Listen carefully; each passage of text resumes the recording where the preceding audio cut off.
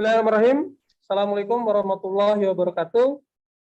Kembali kita dalam forum JSA, jangan salah arah, membahas berbagai peristiwa yang terjadi secara jernih dan lugas agar kita tidak salah.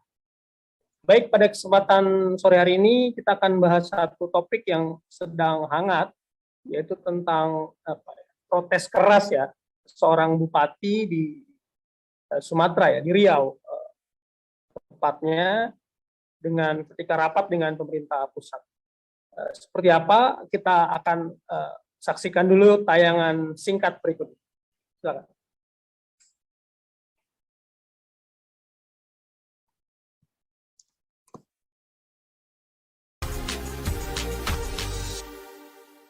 Viral pernyataan Bupati Kabupaten Kepulauan Meranti, Muhammad Adil, yang menyebutkan pegawai Kementerian Keuangan berisikan iblis atau setan. Pernyataan itu dilontarkan Muhammad Adil ketika sedang melaksanakan rapat koordinasi nasional pengelolaan pendapatan belanja daerah di Pekanbaru pada Kamis 9 Desember lalu. Muhammad Adil menganggap bahwa pemerintah pusat mengambil minyak dari daerahnya Kepulauan Meranti hingga hanya mendapatkan keuntungan kecil dari eksplorasi sumber daya alamnya. Adil mengeluarkan unek-uneknya di hadapan Direktur Jenderal Perimbangan Keuangan Kemenkeu Luki Alfirman. Pada sesi tanya jawab, Adil mempertanyakan ihwal dana bagi hasil minyak di Kepulauan Meranti kepada Kementerian Dalam Negeri dan Kementerian Keuangan. Menurut dia, Kepulauan Meranti memproduksi 8.000 barel minyak per hari, tetapi ia mengaku tidak pernah menerima rincian penerimaan daerah atas hasil sumber daya alam di daerahnya itu. Akhirnya Meranti hanya mendapatkan keuntungan yang kecil dari eksplorasi sumber daya alamnya karena DBH migas yang diterima minim. Menurut Adil, wilayah yang dia pimpin adalah daerah miskin yang seharusnya menjadi prioritas pemerintah pusat. Ia juga mengeluhkan pemerintah daerah yang tidak bisa leluasa bergerak membangun di daerah dan memperbaiki hajat hidup orang banyak karena sumber daya alamnya disedot oleh pemerintah pusat. Karena itu Adil meminta pemerintah pusat agar tak lagi mengambil minyak di Meranti. Menurutnya mereka masih bisa makan daripada uang hasil minyak dihisap oleh pusat. Usai marah-marah, Adil langsung walk out keluar dari ruang rapat tersebut. Ini orang keuangan isinya nih iblis atau setan. Jangan diambil lagi minyak di Meranti itu. Nggak apa-apa. Kami juga masih bisa makan. Daripada uang kami dihisap sama pusat. Saya sudah punya kayaknya... Izin Pak Bupati. Sebentar Bu. Ini karena kami daerah miskin. Kalau kami kaya, kami biarkan aja. Mau ambil 10 triliun pun nggak apa-apa. Kami daerah miskin. Daerah ekstrim. Jadi kalau daerah miskin ada minyak, Bapak Ibu ambil, uangnya entah dibawa kemana, pemerataan kemana. Seharusnya kami ini yang menjadi prioritas. Karena Pak Jokowi 2024 wajib 0%.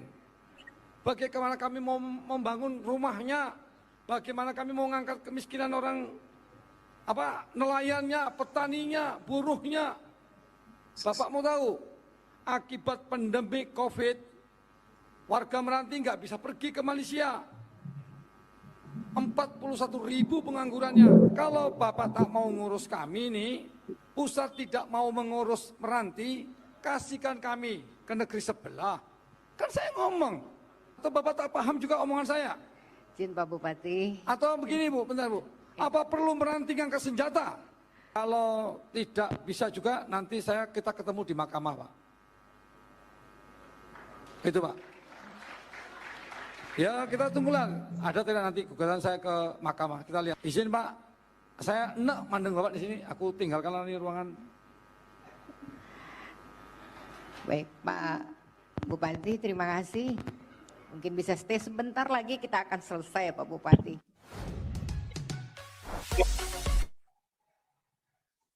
Ya, demikian ya. Tadi kita lihat statement kerasnya dari Bupati Meranti ini, Muhammad Adil ya kalau tidak salah namanya, terkait dengan ada ketidakadilan menurut dia antara pembagian hasil ya dari sumber daya alam Meranti dibawa ke pusat, namun hasilnya sangat minim yang kembali ke Meranti sendiri. Gimana Bang Maknur melihat apa yang disampaikan Bupati Meranti ini, Bang? Silakan. Baik, terima kasih Bro Mustafa ya. Salam jumpa lagi di Jangan Salah Arah ya. Saya kira ini adalah satu peristiwa yang cukup memprihatinkan. Bagaimana seorang pimpinan daerah, Bupati Meranti, ya mengajukan protes, dan protesnya bukan sembarang protes ini. Ini seprotes yang sepertinya sudah sampai ubun-ubun gitu ya, bahwa daerah merasa pembagian keuangan antara pusat dengan daerah, khususnya daerah penghasil minyak, itu tidak adil. Saya kira apa yang disampaikan Pak Muhammad Adil, nah namanya juga adil ini ya, Bupati Meranti ini adalah beliau sedang memperjuangkan persoalan keadilan. Dan saya kira kalimat akan angkat senjata, akan bergabung sama negara tetangga, itu adalah satu hal kekesalan ya, yang sudah memuncak. Dan saya kira ini juga dirasakan oleh daerah-daerah lain, Bro Mustafa, terutama daerah-daerah yang memang mereka penghasil minyak. Loh, kenapa daerah penghasil minyak malah mereka protes? Ini berujung dari ditetapkannya undang-undang yang disebut dengan Hubungan Keuangan Pusat dan Daerah atau HKPD ya, Undang-Undang Nomor 1 Tahun 2022 tentang disebutkan dana bagi hasil. Dan di situ memang di undang-undang itu ya adalah 85% untuk dana bagi hasil dari minyak dan gas itu 85% diserahkan kepada pusat. 15% itu ke daerah. Kemudian daerah yang dimaksud itu bukan daerah penghasil, tapi daerah yang berbatasan, daerah pengolahan, dan daerah lainnya sebagai pemerataan. Jadi daerah hasilnya malah mengalami penurunan. Jadi ini dirasakan Meranti ya, misalkan Meranti itu memperoleh dana bagi hasil itu sebenarnya naik 4,8% tahun 2022. Tetapi dana bagi hasil untuk SDA migas itu turun 3,53%. Yaitu turun hampir menjadi 115 miliar. Sebetulnya ini satu hal yang menurut saya kita sudah memprediksi, Bro Mustafa, undang-undang Hubungan Keuangan Pusat dan Daerah ini akan menjadi satu persoalan di kemudian hari, dan ternyata di akhir Desember ini ya, di akhir bulan ya, bulan Desember ini itu terlihat. Jadi simptomnya memang ini ada sedikit persoalan dalam pembagian. Jadi maksud pemerintah pusat adalah yang dibagikan ke daerah itu adalah daerah yang apa istilahnya penghasil minyaknya gitu loh. Tetapi yang terjadi adalah malah itu yang dimaksudkan 15% daerah itu adalah daerah penghasil, tetapi daerah yang berbatasan dengan daerah penghasil dan daerah pengolahannya. Jadi terbagi-bagi itu 15%. 85% ke pusat, dan pusat itu juga sebetulnya dibagi juga ke daerah. Tetapi memang dalam perhitungan ini ya, Undang-Undang Nomor 1 Tahun 2022 ini memang terkesan tidak adil. Kenapa? Karena daerah minyak yang dikeruk ya, hasil minyak dan gasnya itu kan sebenarnya punya risiko yang lebih besar dibandingkan dengan daerah yang tidak punya minyak. Let's say terjadi satu kecelakaan kerja ya, yang itu tidak kita hendaki, tapi let's say itu terjadi, maka yang merugikan orang yang terdekat dengan sekitar itu, yaitu daerah setempat itu. Makanya daerah itu wajar kalau mereka menuntut bagi hasil yang lebih fair. Ya, 85% ke pemerintah pusat itu gede sekali loh, Bro Mustafa. Ya, itu menurut saya perlu dipertimbangkan, meskipun narasi dari Kementerian Keuangan yang diterima oleh pemerintah pusat itu disalurkan kembali dalam bentuk dana daerah, dana desa dan sebagainya. Tapi menurut saya khusus untuk minyak dan gas itu memang perlu dipertimbangkan lagi. Yang kedua, saya ingin katakan begini ya, dalam tahun 2022 ini memang ada dana yang dispendingkan itu untuk infrastruktur di IKN. Sejak tahun 2022 ini angkanya hampir sekitar, kalau saya tidak salah hampir 4 triliun, ya, dan itu digunakan untuk membangun infrastruktur dasar di IKN. Karena itu pula lah, supaya bagi hasil tidak berkurang, maka salah satu kebijakan turunannya adalah dinaikkan PPN dan juga dinaikkan BBM. Ya, pajak penambahan nilai naik jadi 11%, BBM juga naik jadi 33% rata-rata ya. Nah, kondisi ini untuk menghimpun dana pembangunan, menurut saya dana itu untuk dihimpun sementara pos-pos yang lain tidak mau dikurangin, maka diambillah dana-dana itu termasuk dana bagi SDA tadi untuk ada ruang fiskal yang cukup untuk membiayai hal-hal yang insidental dan juga pembangunan infrastruktur IKN ini. Jadi yang dulu disampaikan IKN ini alasannya karena banyak orang-orang yang merasa miskin, yang kemudian tidak ada pemerataan, dibuatlah IKN itu di tengah-tengah Indonesia, yaitu di Pulau Kalimantan, untuk melakukan pemerataan. Kenyataannya, ternyata ini fakta, daerah yang merasa kaya punya minyak, itu pun masih protes. Kalau pemerataan itu artinya apa? Mereka yang menghasilkan minyak kan harusnya sudah makmur ya, sudah sejahtera. Ya kan, baru pemerintah mengambil dana mereka itu untuk disalurkan ke daerah lain yang mungkin tidak punya menghasilkan minyak. Tapi yang terjadi adalah faktanya ternyata daerah meranti, daerah penghasil minyak, tetapi juga belum sejahtera, masih miskin, bahkan kemiskinan ekstrimnya itu cukup tinggi di sana. Ya, ini yang saya prihatin ya tentang saya kira solusinya adalah pemerintah perlu menerapkan formulasi yang lebih win-win. Saya kira Undang-Undang Nomor 1 Tahun 2022 tentang hubungan pusat dan daerah, hubungan keuangan pusat dan daerah ini perlu direvisi, perlu diamandemen karena jumlah 85% itu cukup besar. Ya, kemudian kerusakan dan resiko yang ditanggung oleh negara penghasil minyak juga belum diperhitungkan dalam hubungan keuangan pusat dan daerah itu. Dan yang paling penting adalah bagaimana yang masyarakat di dekat ya atau masyarakat penghasil minyak itu disejahterakan dulu, minimal angka kemiskinannya dicek lah. Jangan ada angka kemiskinan ekstrim, itu kan sama saja ada kesan bahwa pemerintah Jakarta ini seperti pemerintah kolonial menghisap ya kekayaan dari daerah dibawa ke pusat dan di pusat kemudian digunakan untuk pembangunan sementara daerah itu ditinggalkan. Itu kan prinsip kerja penghisapan zaman kolonial. Nah, kesan itu ternyata 77 itu masih ada. Artinya memang bagiannya itu tidak fair menurut saya ya. Perlu undang-undang HKPD itu perlu direvisi dengan segera agar ada win-win solution untuk daerah penghasil minyak dan juga untuk pemerintah pusat, dan pemerintah pusat itu memang harus dibagikan ke pemerintah lainnya secara lebih adil.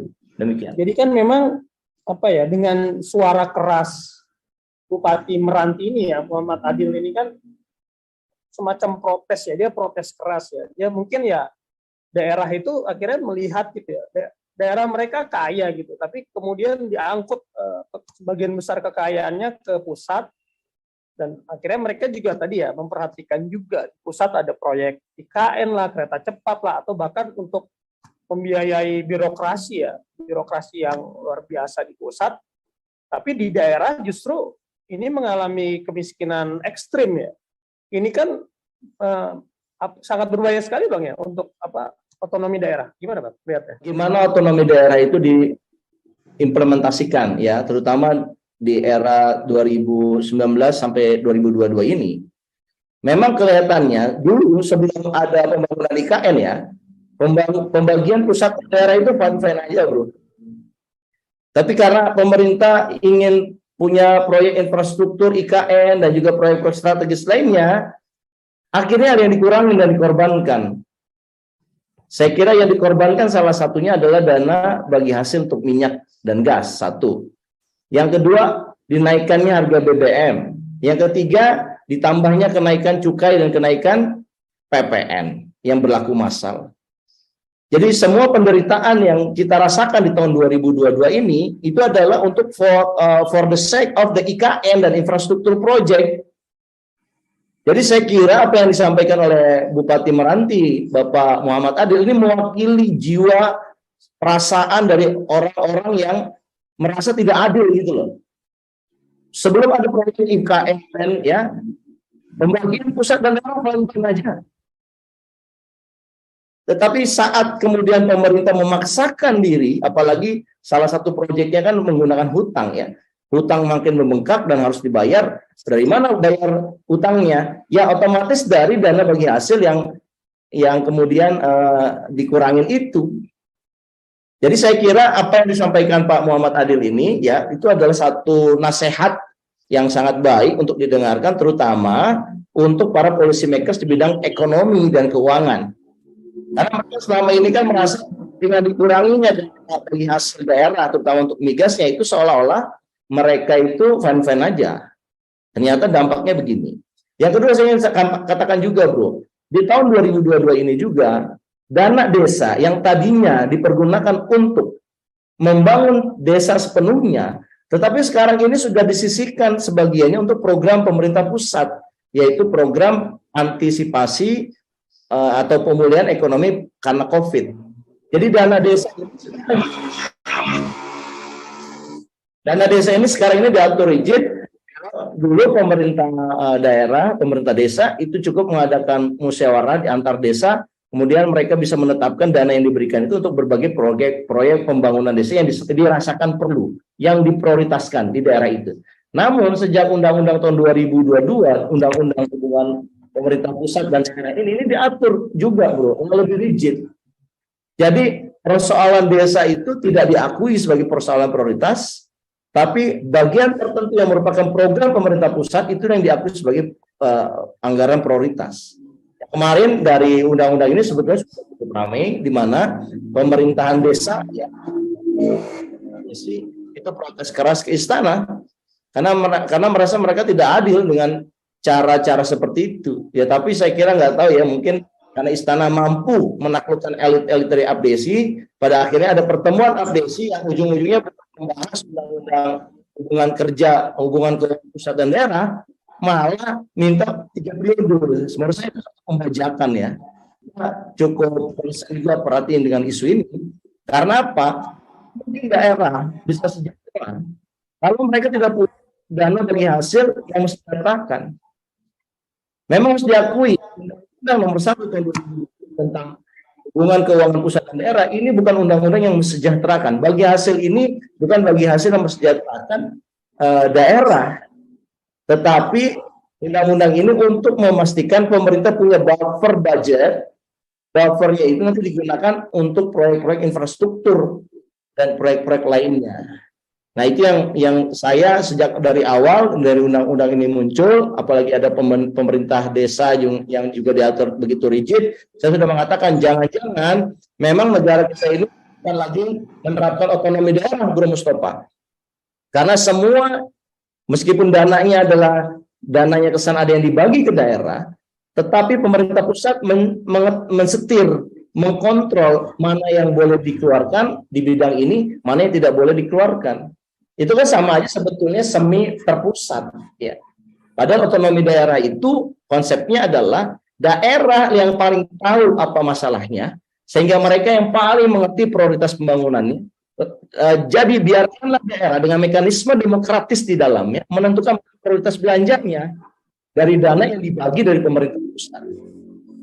Tapi kan sekarang enggak, dana baginya ada tetapi diarahkan untuk A, untuk B, untuk C. Jadi enggak ada ruang gerak kreativitas dan juga ruang gerak anggaran untuk mengatasi persoalan yang muncul di daerah, yang persoalan itu unik di daerah, mungkin daerah lain tidak ada.